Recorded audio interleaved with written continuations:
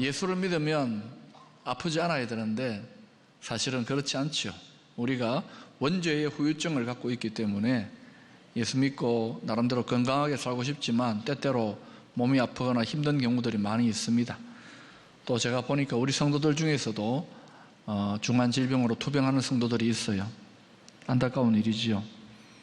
기도가 질병 치유에 효과적이라는 사실은 다양한 연구를 통해서 입증되어진 바 있습니다. 그 중에 크리스찬 심장학자 랜돌프 버드는 기도가 병의 치료에 어떻게 영향을 미치는지 과학적으로 증명하는 시도를 했습니다. 그런 393명의 심장질환자들을 두 그룹으로 나누었습니다. 한 그룹은 기도하는 사람들에게 부탁해서 약 10개월 동안 집중적으로 기도를 받게 했고, 한 그룹은 전혀 기도를 받지 않게 했습니다. 버드 박사는 기도하는 분들의 다양한 교파에 기도하는 분들에게 환자들을 위한 이름과 간단한 병의 정세, 그리고 현재의 기도 제목과 상태를 말해주고는 매일 환자들을 위해 기도하게 했습니다. 약 10개월쯤 지난 뒤에 두 그룹을 살펴보니까 큰 차이가 났습니다. 중보기도를 받았던 첫 번째 그룹은 두 번째 그룹에 비해서 5분의 1 정도의 항생제를 가지고도 치료를 받아도 끄떡이 없을 정도로 그렇게 좋은 호전 효과를 나타내었습니다. 폐에 물이 고인 경우도 두 번째 그룹에 비해서 3분의 1가량 적었고요. 또 인공호흡기를 달아야 하는 경우도 아주 적었습니다. 물론 사망자의 수도 상대적으로 훨씬 더 적었습니다. 이 연구에 동참했던 윌리엄 놀만 박사는 불신자인데 이 사람이 이 연구 결과를 보고 깜짝 놀랐습니다. 그리고는 이렇게 말했습니다. 이 연구는 충분히 검증받은 것 같습니다. 앞으로 우리 의사들은 처방 전에다가 하루 3번씩 기도하십시오라고 적어야 되겠습니다 라고 이야기했답니다. 이처럼 믿음의 사람들의 기도는 병중에 있는 이들을 치유하는 역사를 가져오게 합니다. 치유의 사역은 충분한 성경적 근거를 갖고 있습니다. 예수님도 복음서에서 치유 사역을 광범위하게 행하였고, 또 신구약 성경 모든 부분에서 치유의 사역이, 또 치유의 기도가 활발하게 사용되어졌던 것들을 보게 됩니다. 치유의 사역은 충분한 성경적 근거를 갖고 있고, 또 현실적으로 많은 성도들이 질병으로 고통하고 있는 현실적 필요에도 불구하고 오늘날 현대 교회에서 가장 소홀히 여겨지고 또 자신 없어 하는 영역으로 남아있는 것이 사실입니다. 오늘 본문은 교회의 치유 사역을 위한 아주 중요한 지침을 우리에게 주고 있습니다. 이제 어떻게 치유를 위한 기도를 해야 할지 오늘 본문을 통해서 구체적으로 3가지로 살펴보고자 합니다. 첫 번째로, 병든 사람들은 교회의 장로들을 청하라고 말씀하고 있습니다. 14절에 이런 말씀이 나옵니다. 같이 읽어보실까요? 시작. 너희 중에 병든 자가 있느냐? 그런 교회 장로들을 청할 것이요.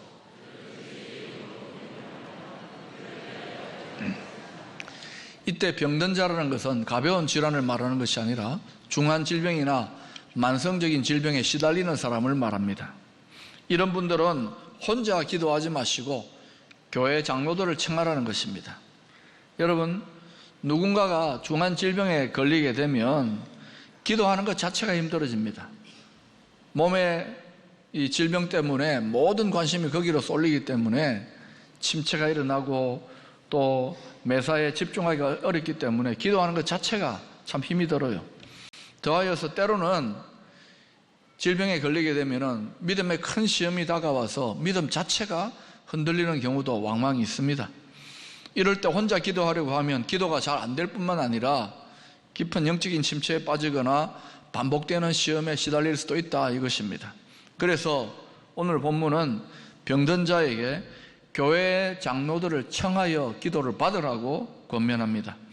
이 본문이 기록되어지는 당시에는 교회의 직제가 세밀하게 구분되거나 발달되어 있는 때가 아니었기 때문에 이 교회의 장로라는 것은 오늘날로 말하면 평신도 지도자들을 포함한 교회의 지도자를 말합니다. 꼭 목회자가 아니어도 좋은 거예요. 또 특별한 신유의 은사나 또 기도의 능력자가 아니라 하더라도 교회 지도자로, 교회 어른으로 인정받는 사람들을 말합니다. 그런데 여기에서 중요한 것은 그냥 장로가 아니라 교회의 장로들을 청하라고 이야기합니다. 교회에 소속되어서 교회를 위하여 구체적으로 지도력을 발휘하고 있는 장로를 말하는 것입니다. 바로 이 표현 속에는 병든 자를 위해 치유의 기도를 행하는 것이 병든 자 개인의 문제만이 아니라 바로 교회 공동체 전체의 문제라는 의미가 포함되어 있습니다. 이렇게 기도의 부탁을 받은 교회 지도자들은 주의 이름으로 기름을 바르며 기도하라고 했습니다. 여기서 기름은 올리브유를 말합니다. 고대 유대 사회에서 기름을 바른다는 것은 하나의 치료제, 치료약을 바르는 그런 사회적인 관습으로 널리 행하여졌습니다. 누가복음 10장에서도 강도 만난 자의 상처에다가 기름을 바르며 기름을 부으며 기도했다고 그렇게 나와 있습니다. 교회 전통에 따라서 기름을 바르는 것에 특별한 의미를 부여하는 사람들이 있어요. 그런 분들은 환자를 위해서 기도할 때에 기름을 실제로 발라가면서 그렇게 기도합니다. 또 이 기름을 바른다는 것을 성령의 기름 부으심, 성령의 임재로 해석하는 분들도 있습니다. 그러나 오늘 이 말씀은 쉽게 말해서 약을 발라서 잘 보살펴주면서 기도하라는 정도로 해석하면 좋을 것 같습니다. 우리가 기도하지만 의학적인 도움을 받는 그거 필요합니다. 그래서 약을 발라가면서 기도하라, 이렇게 오늘 말씀을 이해하면 됩니다. 가정에서 한 사람이 아프게 되면 온 가족들이 함께 고통하고 아파하지 않습니까? 한 개인의 문제가 아니라는 것이죠. 가족 전체의 문제가 됩니다. 마찬가지로 교회의 경우도 아픈 성도들은 한 개인의 문제가 아니라, 또는 한 가정의 문제가 아니라 교회 공동체가 함께 기도의 짐을 짊어져야 할 공동체적인 문제라는 사실을 기억해야 합니다. 그런데 체면 문화가 발달되어져 있는 우리 사회에서는 종종 몸이 아프거나 또는 병에 대한 기도 제목을 나누거나 할 때에 지도자를 청하거나 기도 제목을 나누기보다는 혼자서 끙끙 앓으며 혼자 해결해 나가려고 하는 경향이 있습니다. 오늘 말씀의 거울에 비추어 보면 이런 태도가 그렇게 지혜로운 모습은 아니라는 것이지요. 아프고 싶어서 아픈 사람은 아무도 없습니다.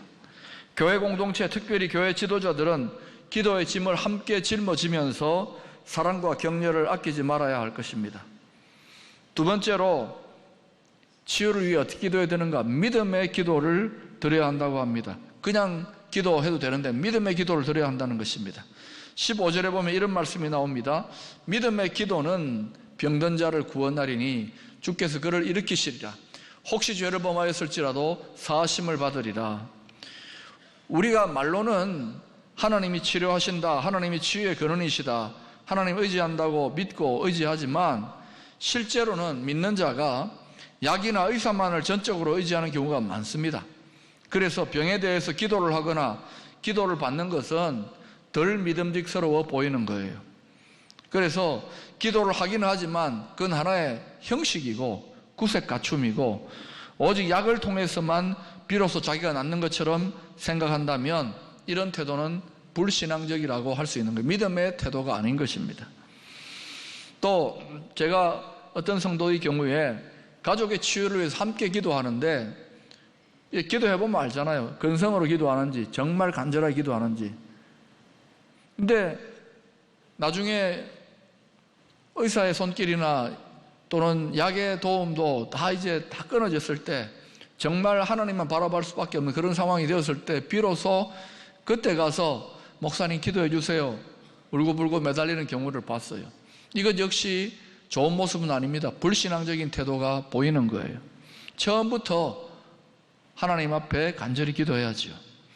또 실제로 병이 나은 후에도 하나님이 고쳐주셔서 나았다고는 믿지 않고 약과 병원 치료만을 통해서 나았다고 생각하는 태도도 불신앙적인 태도라고 할 수 있습니다.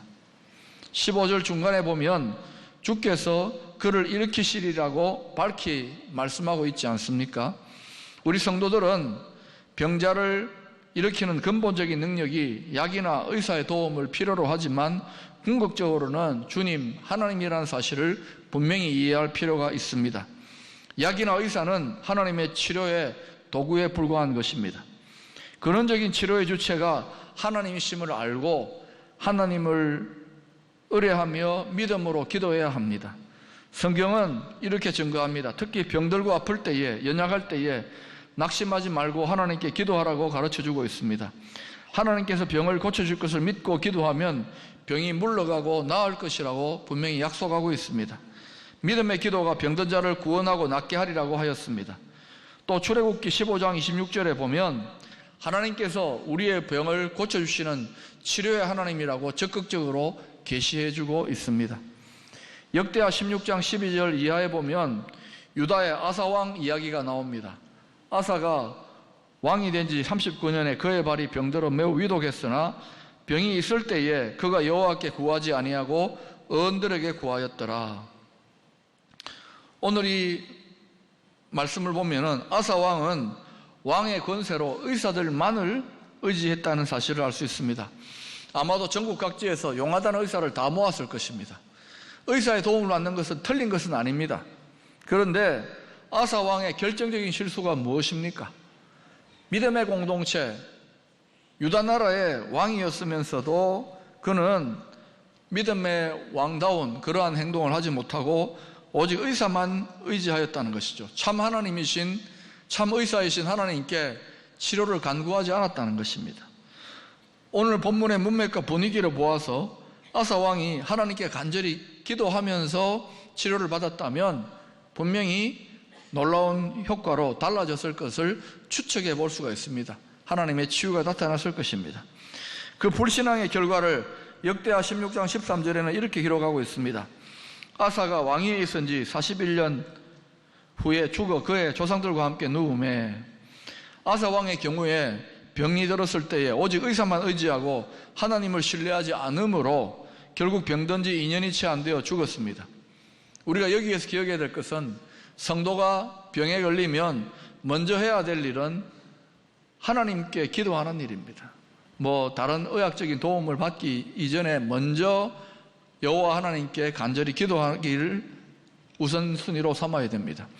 그래서 우리가 질병에 걸렸을 때 기도의 우선순위, 내 마음의 우선순위가 기도에 있는가를 점검할 필요가 있는 것입니다. 반면에 병들었을 때 즉각 기도하여 치유를 받은 왕이 열왕기하 20장 1절 이하에 등장합니다. 여러분 읽어보실까요? 시작. 그때에 히스기야가 병들어 죽게 되매 아모스의 아들 선지자 이사야가 그에게 나아와서 그에게 이르되 여호와의 말씀이 너는 집을 정리하라 내가 죽고 살지 못하리라 하였나이다.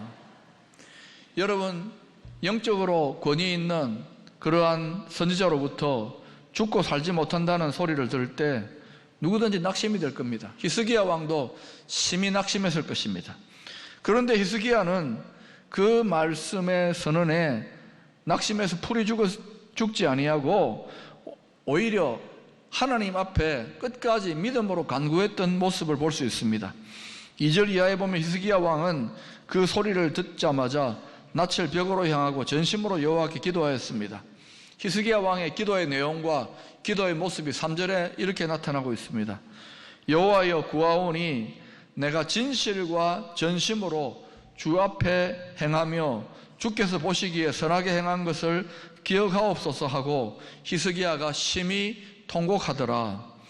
이 믿음의 기도로 말미암아 히스기야는 회복의 역사를 경험하게 됩니다. 여러분, 믿음의 왕이지만은 이런 위기의 상황, 이런 심한 질병의 상황에서 하나님 앞에 통곡하며 기도한다는 것은 사실 그렇게 쉬운 일은 아닙니다. 왜요? 자신의 사회적인 지체나 체면도 있는데 그 선포를 들었을 때 바로 벽을 향하여 통곡하며 하나님을 바라보는 겸비하여 전심으로 기도하였다는 것이죠. 믿음의 기도의 역사입니다.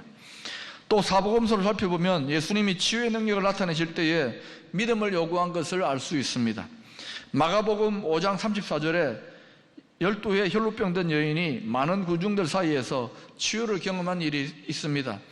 이때 주님께서 능력이 나아간 것을 보시고 이렇게 이야기합니다. 예수께서 이르시되 딸아 내 믿음이 너를 구원하였으니 내 믿음이 너를 치료하였으니 평안히 가라 내 병에서 놓여 건강할지어다.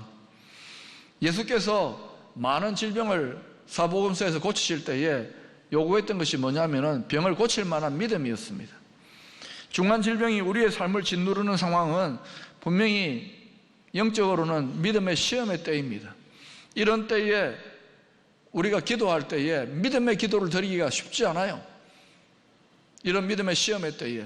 그래서 우리의 기도가 질병을 치유하기 위하여 기도할 때에 믿음의 기도를 드리고 있는지를 점검해 볼 필요가 있는 것입니다. 세 번째로 병이 낫기를 위하여 죄를 서로 고백하며 서로 기도하라고 권면하고 있습니다. 병이 낫기를 위하여 서로 고백하는 것이 중요합니다. 육체적인 질병은 단지 육체적인 원인만이 있는 것이 아닙니다. 대부분의 경우에 심리적인, 정신적인, 영적인 원인이 같이 결부되어 나타납니다. 어떤 크리스찬 의사는 이렇게 말했습니다. 환자들은 자기가 하나의 전인격적인 존재가 아니라 마치 여러 신체 조직 기관들의 집합체인 양 기계처럼 취급되어지는 것으로 인하여 분개하고 있다. 사람이 육체적인 존재만이 아니라는 것이죠. 영과 혼과 육을 다 가지고 있는 전인격적인 존재라는 것입니다. 그래서 사람의 치료는 자동차 수리하는 것과는 근본적으로 다른 것입니다. 폴 투르니에라고 하는 유명한 크리스찬 의사는 이렇게 말했습니다. 오늘날의 의학은 기술적인 면에서 비상한 진보를 했습니다. 그러나 좀 더 인간적이고 좀 더 정신적인 영적인 깊이에까지 진보하지 않는다면 오늘날의 의사들은 단지 건강에 대한 단순한 전문 기술자들에 불과하게 될 것입니다. 폴 투르니에 박사는 병의 원인을 단지 외면적이고 육체적인 데서만 진단하지 아니하고 오히려 질병의 뿌리가 영적이고 정신적인 데 있다고 주장을 합니다. 병들었을 때 혹시 내가 그동안 신앙생활이 나태하지 않았는가? 하나님 앞에 바르게 살았는가? 혹시 죄짓지 않았나 등을 돌아보면서 회개하는 마음으로 하나님 앞에 엎드려 기도해야 한다는 것입니다. 우리의 질병을 오히려 위기가 아니라 기회로 삼아야 할 것입니다. 회개의 기회로, 내 신앙을 돌아보는 기회로, 하나님께 더 가까이 나아가는 기회로 삼으시기를 바랍니다. 이런 마음으로 자신의 병을 위해 기도하고 또 교회 지도자와 성도들이 서로 중보기도 하면 치유의 놀라운 역사가 나타나게 될 것입니다. 의인의 간구는 그만큼 역사하는 힘이 크기 때문입니다. 그런데 치유를 위한 기도에 있어서 죄를 서로 고백하는 것을 좀 더 확장해서 해석할 필요가 있다고 저는 생각합니다. 우리가 정말 직접적인 죄로 인해서 그 죄 때문에 직접적으로 육체의 질병이 왔다면 회개하고 죄를 회개하고 기도하는 것은 아주 정확한 치료의 과정이라고 할 수 있습니다. 실제로 기도 사역을 해보면 회개만 했는데 몸이 회복되는 그런 경우들이 왕왕 있습니다. 그러나 우리가 고백할 거리들이 전형적인 직접적인 죄만이 아니죠. 우리의 허물이나 연약, 고통, 짐과 같은 이런 것들까지도 편안한 마음으로 나눌 수 있는 고백의 공동체가 우리에게 필요한 것입니다. 이런 것들도 고백의 대상이 되는 거예요. 그런 의미에서 죄의 고백이라는 의미를 치유를 위하여 좀 더 확장해서 이해하자는 것입니다.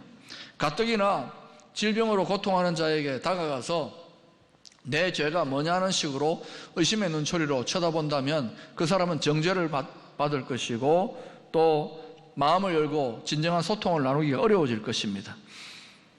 우리가 서로에 대한 사랑의 신뢰에 기초해서 죄를 포함해서 자신의 고통이나 연약 또는 허물들을 진심으로 나누게 될 때에 진정한 소통이 일어나게 되는 것입니다.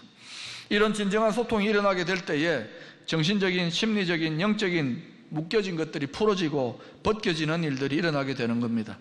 이렇게 풀어지는 역사가 더 많이 나타나게 될 때에 하나님께서 주시는 치유 역사가 더 많이 나타나게 되는 것입니다. 그런 안타까운 것은 많은 경우에 이와 같이 우리들의 깊은 것, 우리들의 내면의 깊은 사연이나 또는 고통하는 아픔들을 진솔하게 나누지 못하고 그렇게 또 나눌 만한, 신뢰할 만한 공동체가 없다는 것이 우리들의 슬픈 현실입니다. 우리가 예수를 믿고 교회 공동체를 이루고 있으면서도 마치 독립된 섬처럼 그렇게 혼자 고립되어 있는 경우들이 많이 있습니다. 그러다 보니까 깊은 것들이 나누어지지 못한 채로 우리 안에 쓰레기 마냥 차곡차곡 쌓여있는 경우들이 많이 있어요. 영적인, 정신적인 차원이 충분히 다루어지지 못한 채로 또 기도를 드려도 치유 기도를 하니까 기도의 효력이 부족한 것입니다. 제가 알고 있는 한 교회는 고백의 공동체로 유명합니다. 이 교회는 특별히 소그룹이나 대예배 시간에 죄 고백을 포함해서 자신의 허물이나 연약과 고통을 진솔하게 나누는 것으로 유명합니다. 물론 그런 고백을 나눌 수 있는 교회적인 성숙한 분위기와 문화가 중요하죠. 잘못 나누었다가 뒤통수를 맞거나 다시는 나누지 않겠다고 이런 문화가 되면은 상처만 더 커지고 깊어질 것입니다. 그러나 이 교회의 경우에는 그런 문화가 잘 만들어져 있어요. 그래서 진솔하게 자신의 죄 또는 심지어 자신의 연약함들을 나누는데 그 정도가 아주 대단합니다. 어떤 경우에는 자신이 바람을 피웠다는 등 과거에 이런저런 죄를 짓고 또 많이 방황했다는 등 이런 이야기들을 아주 서슴없이 합니다. 그리고 하나님의 어떤 치료와 하나님의 삶의 변화를 간증합니다. 이렇게 고백의 공동체가 되니까 제가 이렇게 그 교회 간증들을 듣거나 살펴보면은 치유적인 삶의 변화가 성도들의 삶에 훨씬 더 많이 나타나는 것들을 경험하게 됩니다. 그런 어떤 보고를 받게 됩니다. 만약 우리들의 교회 생활도 이와 같은 깊은 나눔과 고백이 있는 삶이 된다면 아마 지금보다도 훨씬 더 풍성하고 더 건강한 영적 생활을 나눌 수 있으리라고 저는 생각합니다. 그런 의미에서 우리 교회에 하나의 가능성을 둔다 그러면 저는 소그룹 순모임의 가능성을 둡니다. 치유적 가능성을 많이 가진 모임이라고 생각합니다. 단 먼저 서로 자신의 깊은 것을 나눌 수 있는 죄나 또는 연약함이나 아픔이나 고통까지도 깊이 나눌 수 있는 그런 순모임이 된다면, 그리고 그 자리에 기도가 함께한다면 우리는 훨씬 더 풍성한 그러한 기도의 응답을 경험하게 될 것입니다. 또 치유를 위해 서로 기도하라고 합니다. 엄격한 의미에서 본다면 아프지 않은 사람이 없습니다. 다 멀쩡해 보이고 그럴듯해 보이지만 다 속으로 고통하는 문제들이 있고 아픈 부분이 있는 것입니다. 그래서 건강한 누군가가 일방적으로 아픈 사람을 위해서 일방적으로 기도해 주는 것이라기보다는 같이 고통하는 사람으로서 함께 서로의 짐을 지고 서로 기도하는 공동체가 되라는 것입니다. 서로 고백하며 서로 기도하라. 이 고백의 공동체, 기도의 공동체가 되는 이 서로가 중요합니다. 성경은 이 서로에 대해서 누누이 강조합니다.